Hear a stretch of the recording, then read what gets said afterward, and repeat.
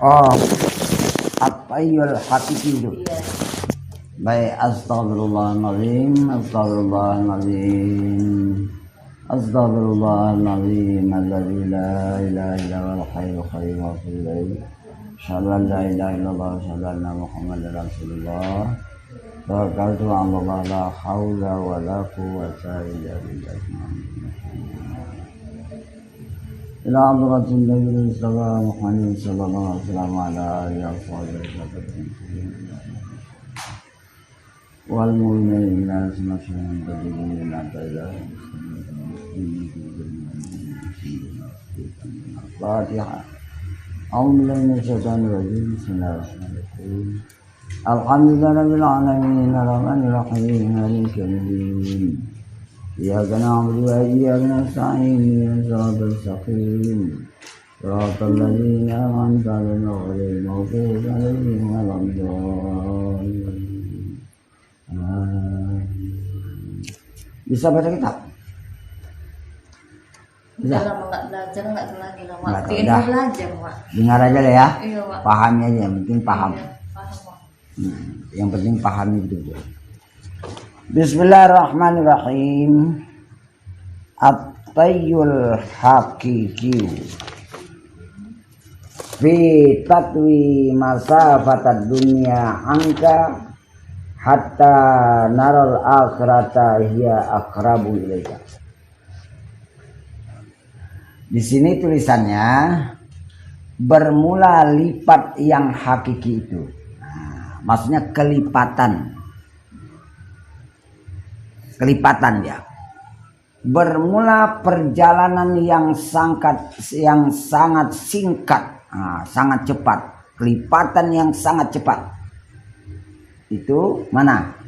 Bahwa dilipatkan bahwasanya diperjalankan dengan sangat cepat pengantaran dunia daripadamu hingga engkau lihat akan akhirat itu terlebih hampir, terlebih dekat kepadamu, lebih dekat daripada dirimu sendiri.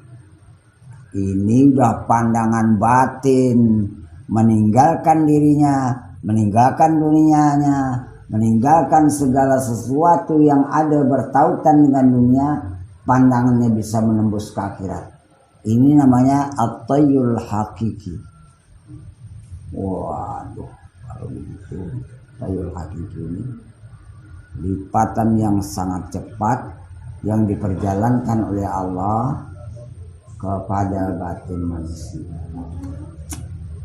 Itulah ya. Kalau nggak ditempuh nggak bisa. Apalagi menjumpa Allah ya. Macam mana pula makna as-salatu mi'rajul mu'minin. Salat itu mi'rajnya orang-orang mukmin. Kalau kita kaji dalam keterangan ini, Nabi itu secara langsung dia meninggalkan alam terendah, alam kasat mata, alam hissi yang disebut dengan alam muluk. Mana batasannya? Jadi sebelum kita sampai kepada cerita batasan, alam muluk itu alam ciptaan dari langit ke bawah. Segala planet, bintang, Bima Sakti, bulan, matahari, bumi dan segala isinya itu alam muluk namanya. Alam bendawi. Nabi dengan secara badan dan ruhaninya langsung dibawa oleh malaikat Jibril, Mikail, Israfil mengawal melewati ini semua sampai kepada alam yang bisa dilihat dengan nur, bukan mata kepala, namanya alam malakut. Itulah menembus pada langit pertama, jumpa dengan ruh Nabi Adam, bukan mata kepala, tapi begitu pun pandangannya seperti dengan mata kepala terang itu. Karena Nabi Muhammad itu berjalan dengan mata kepala, badan, dan rohaninya. Apa yang dipandang dengan rohaninya itu, begitulah terangnya juga seperti melihat Nabi Adam itu dengan mata kepala. Tapi bukan seperti bendawi. Kan rohani udah di situ. tapi terang sangat nyata, nggak kabur-kabur. Langit kedua, jumpa pula dengan Ruhullah. Siapa? Nabi Isa. Itu rohani. Berarti yang bisa melihatnya rohani. Rohaninya itu, ini alam malakut. Ketiga, jumpa Nabi Zakaria dan Yahya. Alam malakut lagi ke atas. Keempat, jumpa Nabi Idris. Coba. Sampai jumpa Nabi Yusuf. Sampai jumpa Nabi Sulaiman. Nabi Musa. Jumpa Nabi Ibrahim. Melihat bersandar di namanya Baitul Ma'mur. Itu Baitul Ma'mur itu diangkat oleh Allah ke atas sebelum terjadinya topan banjir pada zaman Nabi Nuh. Itu lapak Ka'bah itu sudah dibuat oleh Allah Baitul Ma'mur duluan. Itu diangkat ke atas, ditaruh di langit yang ketujuh. Di situ sampai langit yang ketujuh, lewat lagi ke atas, namanya Sidratul Muntaha. Perjalanan akhir pada segala malaikat. Sampai malaikat Jibril, wa ma minna ila maqam ma'lum. Tidak ada kami malaikat ini melainkan makam terketahui. Soal antara perjalanan batinmu kepada Allah itu urusan bukan kami punya lagi. Itu yang menyambut malaikat muqarrabin dari satu tingkat ke satu tingkat sampai melewati raf-raful a'dam. Itu bisa ditempuh sekarang. Bukan hanya dengan cerita dongengan pulang. Enggak. Kalau tidak kan macam dongeng aja kan. Bagaimana bertemu dengan Allah? Nah, sekarang ini bisa. Bukan di akhirat ya kan? Bukan di akhirat.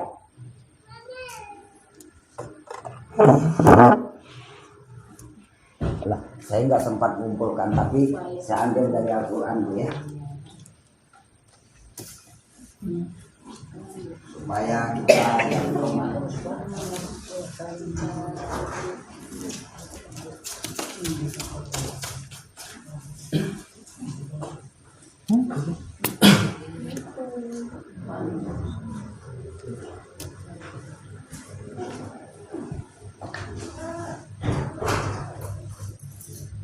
jadi sehebat-hebat orang ilmunya bermujahid, kalau enggak bertuhan belum berhadap pada Allah tetap dihukumkan syirik khafi. Walaupun banyak profesor, amalnya, walaupun profesor sekali. Udah buat buku. Wah, tak peduli. Sebab rasa akunya belum bisa lepas.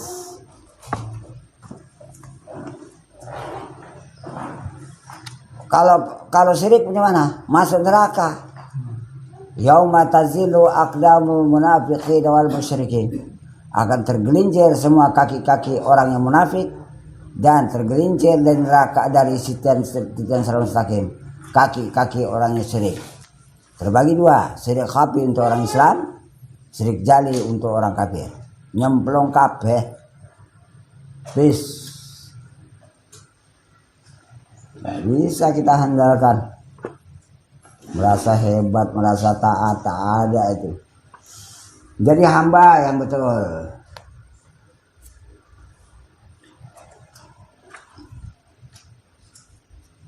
Nah, ini hidayah Allah.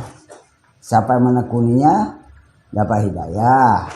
Nggak mau dia, ya udah mati dalam syirik. Itu soal rahmat Allah waktu sakaratul maut, itu rahasia ketuhanan. Kita nggak tahu.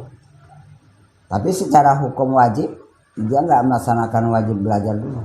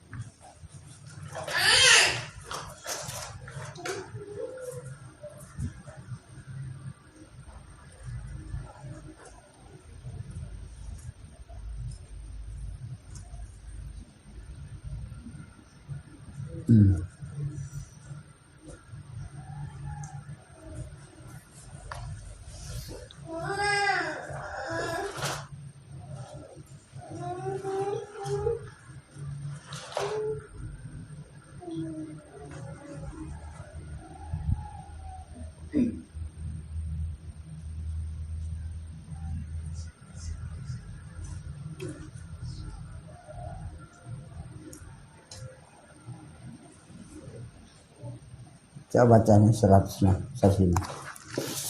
Kau baca. Artinya, Ya, artinya aja.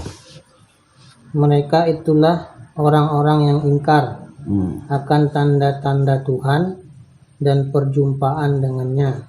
Kan? Betul? Sebab itu hapuslah dalam kurung pahala perbuatan mereka, dan tiada kami adakan timbangan untuk mereka pada hari kiamat. Masuk neraka bulat. Tak ada timbang amal lagi. Al-Kahfi 105. 105. Jadi kalau selama dia masih syirik, diingkarinya, mana ada jumpa mungkin sama Tuhan tuh. Udahlah. Meyakini nggak bisa jumpa Nggak Tuhan bisa jumpa di dunia, itu udah kufur. Walaupun dia Islam. Iya. Tak ditimbang lagi amalnya. Plung, masuk neraka. Tak ditimbang lagi amalnya tuh. Tak ada guna. Udah syirik semua. Dari amal pertama sampai mati syirik semua. Mau timbang cuman lagi. Itu kan hapus segala pahala amalnya itu. Syiriknya itu yang bisa menghapuskan pahala amal. Nah, pahala amalnya berarti orang Islam nih kan. Bukan orang kafir. Orang kafir udah ingkar semuanya. Ada ya? Udah disambung. Al-Kahfi 105. Kalau nggak dikaji mau lawak nih. Kan buku satu lagi nih. Ya alhamdulillah.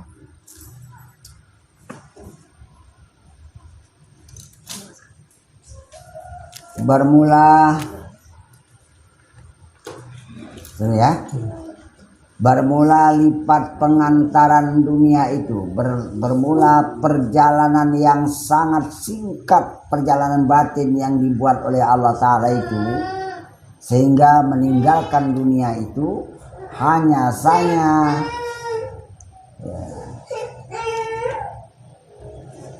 nusur daripada hamba itu, artinya terhambur cahaya nur, baru bisa nampak akhirat. Wah, berhambur itu terang cahaya nur, baru nampak itu perjalanan akhirat.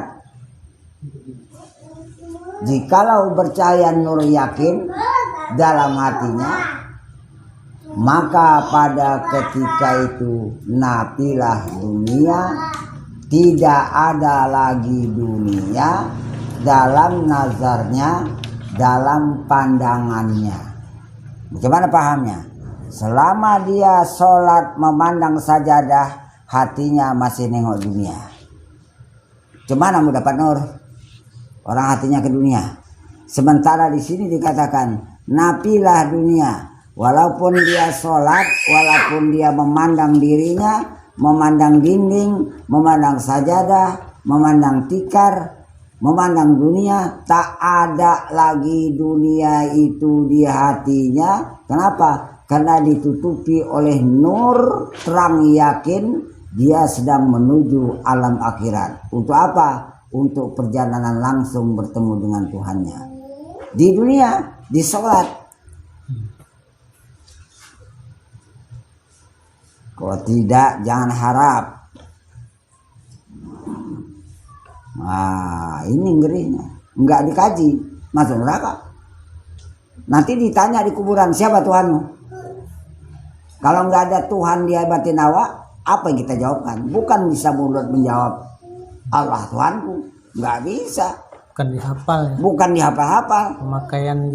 Pemakaian bertuhan, pelaksanaan bertuhan itulah sebagai hadir untuk menjadi jawaban. Kalau ada, itulah jawabannya. Kalau nggak ada Tuhannya, tak ada jawaban. Itu alasan bagi malaikat Mungkar dan Nakir untuk menyiksanya sampai nanti hari kiamat. Gedabung dihantam nyawa di kuburan. Wah, nggak dikaji. Aduh mak. Maka dikatakan ini Awwaluddin. Awwaluddin itu awal agama, permulaan agama, pangkal agama, mengenal Allah, ma'rifatullah.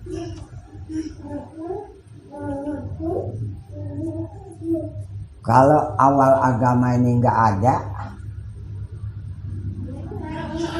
macam mana supaya bisa dapat mengenal Allah dengan baik? Masih ada kawan.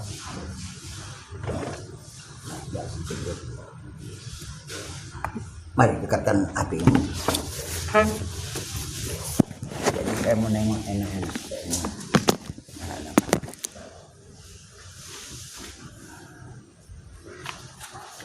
Ya, cuman ini payah kali.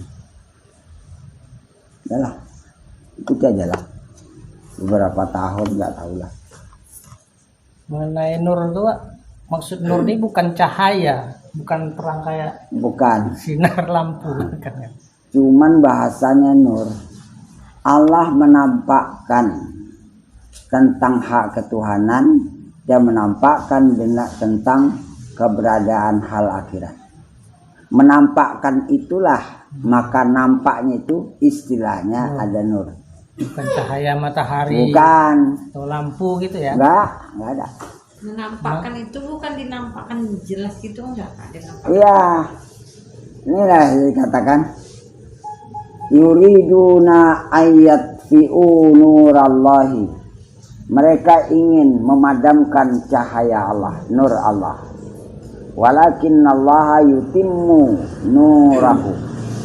Tetapi Allah terus menyempurnakan nurnya.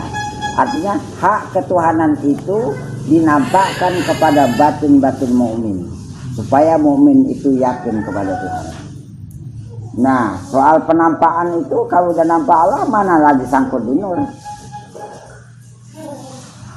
Nur itu cuman mengambil manfaat.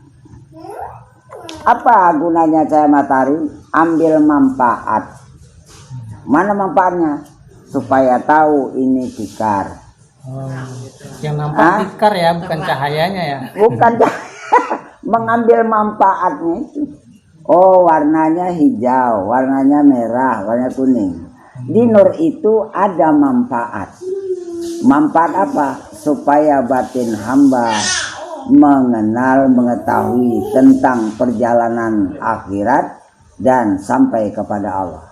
Maka dikatakan walillahi sab'una alfin min nurin wa zulmatin. Bagi Allah itu ada 70.000 hijab dari nur dan juga dari zulumat yang menggelapkan hati. Jadi itu hanya perjalanan. Kalau dia memandang kepada alamnya zulumat, memandang nafsu zulumat, gelap hati.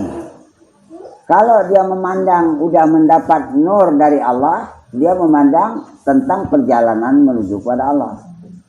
Orang yang sampai di nur, apakah dia sudah sampai kepada Allah? Terhijab juga. Belum sampai. Ada nanti keterangan di sini. Halaman berapa itu? Maka karena itu tidak bisa kita handalkan semata-mata nur. Nur itu manfaat kegunaan untuk sampai kepada tujuan. Kita contohkan. Ini gelap malam. Kita naik kereta. Bercahaya apa enggak lampu kereta? Cahaya. Untuk apa manfaatnya? Supaya dia menunjuki jalan. Mau belok kanan, mau belok kiri, mau paret, mau lubang. Coba nur gak ada. habis tertabrak dinding-dinding, pohon-pohon pinang, pohon kelapa, pohon sawit, habis langgar semua. Manfaat kegunaan itu menunjuki jalan. Hidayah sama nur beda tuh Pak. Hidayah menyeluruh, nur itu alatnya. Maka Allah menamakan dirinya Nur. Nur Hadi. Sudah Nur apa? Hadi kan? Petunjuk. Yang menunjuki, itu baru dapat hidayah. Jadi untuk mendapatkan hidayah, kasihnya Nur duluan. Coba Asmaul Husna. Sudah Nur Hadi. Jadi kalau kita analisa, oh Allah mau menunjuki itu kasihnya Nur duluan. Ada nur iman, itu Islam, nur Islam. Yang ini nur hidayah langsung, dapat mengenal kepada Allah. Itu. Enggak dapat. Udah ngerti ya keberadaan nur ya. Artinya manfaatnya itu kita ambil, karena dia menunjuki jalan. Bukan terhenti pada nurnya. Kalau nurnya hijab, tapi saya katakan tadi, walillahi sab'una alfi hijabin. Bagi Allah itu ada 70.000 hijab. Apakah dia dari nur? Hijab juga. Apakah dari zulumat? Hijab juga. Tapi bentuk nur tadi bukan cahaya ini, bukan. Nur Allah tadi bukan. Terang gitu. Ya, kalau awak Tidak. belajar kan Allah cahaya, berarti nanti ketemu Allah tuh cahaya. Enggak. Dia menampakkan hak ketuhanan. Menampakkan hak ketuhanan. Setelah dinampakkan, kenapa bisa nampak? Karena hidayah menduluan. Hidayah untuk Allah itu nanti akan mengiringi. Kalau sangkut di nur aja, dia nggak sampai kepada Tuhan. Itu maka dikatakan nur berlapis sampai nur perjalanan itu. Sampai nggak ada nur lagi. Nah, nggak ada alam lagi. Nggak ada langit dan bumi lagi. Nggak ada segala sesuatu selain Allah waktu itu. Itu yang dikatakan mustawat. Baru Allah bukakan hijab. Pahamnya apa? Selama orang masih terpandang alam, selama orang terpandang dirinya, waktu sholat, sajadah, terpandang, jangan harap dia bisa berada pada Allah. Coba. Pedomannya udah jelas, tinggal menjalaninya bisa atau tidak. Enggak dikaji, masuk neraka, tak ada ampunan lagi nih. Maka wajib. Bukan dianggap karena sholat masuk surga. Enak kali lah. Sampai becak dah itu. Wah, aku banyak sholatnya, berarti aku lebih banyak masuk surga lancarnya. Terang hatinya itu berada pada Allah atau tidak. Itu yang bisa. Supaya saya mau menceritakan ini paham, ngerti ya, paham. Teruskan ya. Mana tadi lagi?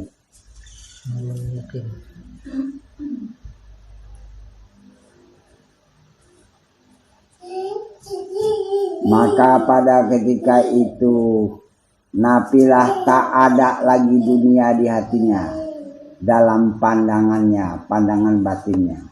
Walaupun matanya nengok dunia, nazarnya, pandangannya pada dunia nggak ada lagi di hati. Dan terlipatlah dalam iktibaran. Dan ini tadi terlipat ini tergulung, artinya perjalanan sangat cepat dalam ungkapan gambaran perjalanan sampai, dan dilihatnya akhirat itu hadir kepadanya, maujud kepadanya, dalam dilihatnya terlebih hampir, terlebih dekat kepadanya daripada dirinya sendiri, karena zat dirinya itu udah panah. Terlebih dengan iktibar ini, terlebih dengan ungkapan gambaran penjelasan. Iktibar itu bahasa Arab, arti ungkapan gambaran penjelasan, itu iktibar. Itu maka dikatakan nanti kalau dalam ujian bahasa Arab, tarjim hasil ibarati ila lughatil Indonesia, terjemahkan ibarah ini. Itu ibarah. Apa ibarah? Ungkapan kata ke dalam bahasa Indonesia.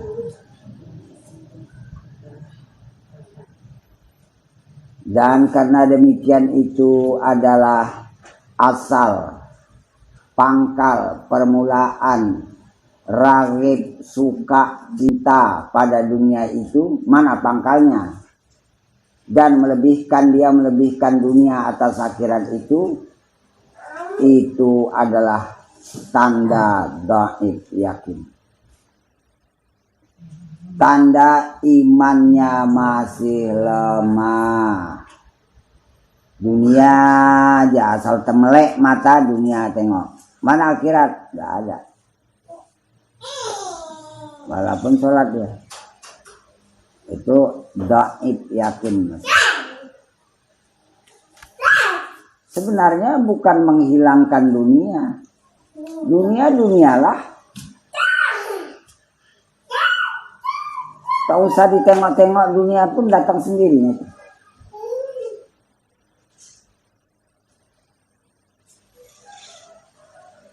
Cuman yakinnya ini sekarang. Ada orang-orang yakin karena nggak ditengok dengan mata kepala. Padahal kalau dia udah mencukupkan dengan Allah, memang betul yakin, Allah datangkan dunia itu dengan dibuat oleh Allah sebab-sebab. Walaupun seandainya permulaannya badannya melakukan kerja dunia, tapi dia memandang pekerjaan yang dilakukan oleh badannya itu adalah sebagian dari af'al Allah. Itu cara Allah mendidik dia supaya memandang Allah dalam hal kerja dunia.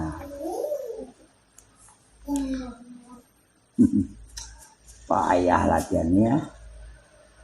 Maka saya dulu pengalaman melatih af'al itu, saya harus kerja keras di dunia, merincah, menebas, menyangkul. Macam mana kita melatih af'al? Itu pekerjaan Allah, bukan pekerjaan kita. Wah, berlepas tak ada kita nagawa. Itu parang babat ku tempah 3 kilo 4 ton. Bayangkan tuh. Orang rumput lu tinggi-tinggi dalam air. Macam mana aku menebas dalam air nih? Jangan rasa aku lagi berbuat. Asik. Sampai disuruh orang memandang, woi tong hari mana puluh. Bukan soal rajin kerjanya, awak asik melatihnya. Gak ingat Enggak, enak kali dalam bahasa itu apal. Wah, pergi belajar ngalus. Mari aku yang dayung. Bukan soal aku yang berdayung. Melatih mendayung 2 sampan tuh macam mana jangan apalku lagi. Setiap pekerjaan dunia kita latih dengan pekerjaan af'al. Supaya kita jangan ikut-ikutan lagi buat. Rupanya di berat-berat ini biasa. Mula-mula mendayung put angin, kan? Mula-mula kan kada pati bedaya, kada pati sini kan. Lama-lama ada naik agak tanjakan sedikit. Wah, ini koperasi aku atau kuda darah. Akunya muncul. Itu latihan pertama. Itulah mula-mula ada naik tanjakan. Cumana tanjakan ini kan mula-mula nggak tarik tuh kan. Pasrah terus. Ya Allah, engkau lah memijak dayungan ini, aku nggak ikut. Naik juga, cuman nggak kuat. Orang namanya masih latihan pertama. Awal-awal. Sampai ke sana awak melatih. Bukan hanya duduk di kayak gini. Jadi rupanya latihan-latihan berat itu di dalam dunia ini kita udah terbawa. Jadi kada heran lagi Bukan mesti di sajadah, mesti beribadah, tidak. Hari-hari. Apalagi awak orang tani, kerja keras semua. Oh, kerja berat semua. Jadi nggak terasa capek lah ya Pak. Nah, orang pasrah, semakin kita tak berdaya, semakin kencang ini berbuat. Ya nikmatnya aku ditolong Allah. Itu aja lagi bisa. Syukuri ya. Nikmatnya pekerjaanku. Sampai mencari kayu ke laut. Kan pakai kapak tuh kan. Berarti selama ini kalau kita kerja tuh lapah apa Lapah, kita ya Pak ya? berarti kita. Kalau dari segi rumah lah capek pada orangnya. Iyalah orang kitanya, akunya lah. Coba serah. Kalau kayak awak di kantor nih berpikir bisa juga lah ya. Itu tadi. Ya Allah, Engkau yang mengajari pikiranku. Alamal insana ma lam ya'lam. Kantor kan nggak kerja. Iya. Ini kan. Coba banding ya. Pendi Lewis. Pendi. Itu membuat IT tentang kertapian Indonesia, mengambil simpulannya. Datang dari Jakarta 4 orang ke Medan, ke Sumatera Utara. Tak dapatnya, tak selesai dia. Ada masalah yang belum selesai, tak beres belum. Jadi Pendi, kau selesaikan itu. Masalah apa? Mungkin IT lah, tentang ini. Kita nggak tahu juga istilah orang tuh kan. Elektronik lah. Kata Pendi, itu pulangkan dulu ke Jakarta. Orang yang didatangkan tadi. Orang datangkan ke Jakarta, pulangkan dulu. Sudah dia pulang baru aku kerjain. Udah masuk kamar, nggak pakai orang, sendiri, pasrah panas habis-habisnya. Kupakai lah ilmu ini Ustaz. Ya Allah, Engkau lah mengajari aku. Aku nggak tahu, nggak ada satu zarah pun ilmuku. Yang mana kau picit ini, Engkau lah memicitkan. Tak sampai 15 menit siap simpulannya. Keluar. Itu makanya dipakai, maka terus naik derajatnya. Allah juga yang buat. Itu kan nggak kerja keras. Iya, mikir. Cuma pasrah. Pasrah dari Allah tuh mengajari secara ilmu. Cuman ilmunya lain lagi pula model-model awak. Awak pun ilmu baca dia nggak lagi. Kita sekali ya. Mana tadi? Maka barang siapa Maka barang siapa tiada bercahaya dalam hatinya oleh nur yakin, keyakinan kepada Allah tuh nggak ada cahaya, keyakinan kepada akhirat tuh nggak ada cahaya, maka tiadalah melihat ia akan kerajaan yang amat besar. Nah ini dari dalil juga. Dan Arab jumpa nanti akhirat sama Allah. Kalau nggak ada nur di dunia sekarang ini.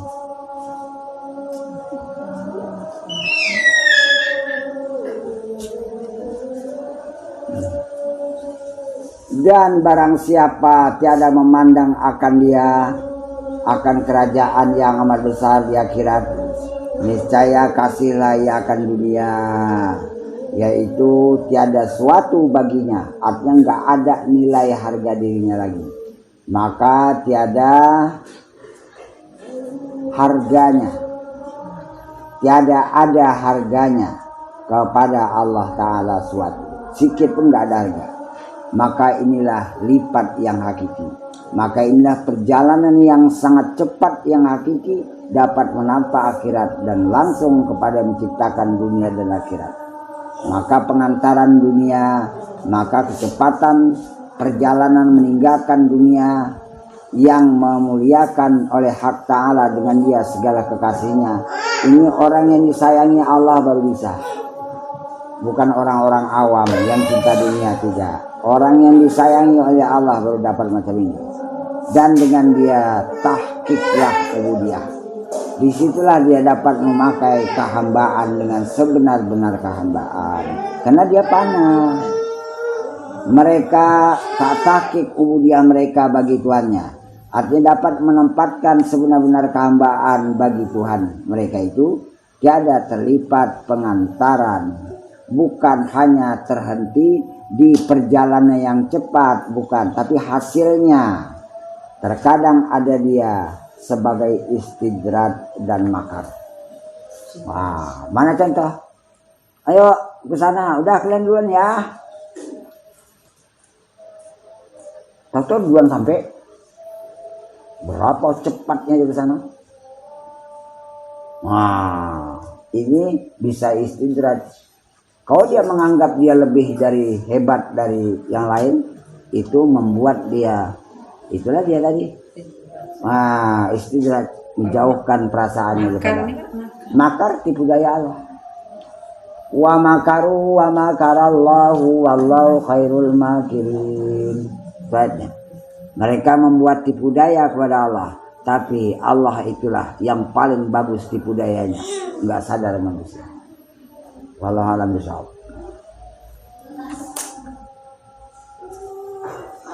Inilah kita buktikan nanti siapa yang bisa berjalan atau tidak. Kalian kalau nggak dapat sekali ini, jangan putus asa. Tak butuhan nanti kalian seumur hidup. Jadi keyakinan yang selama ini sebelum sampai pada Tuhan itu hanya di perjalanan aja.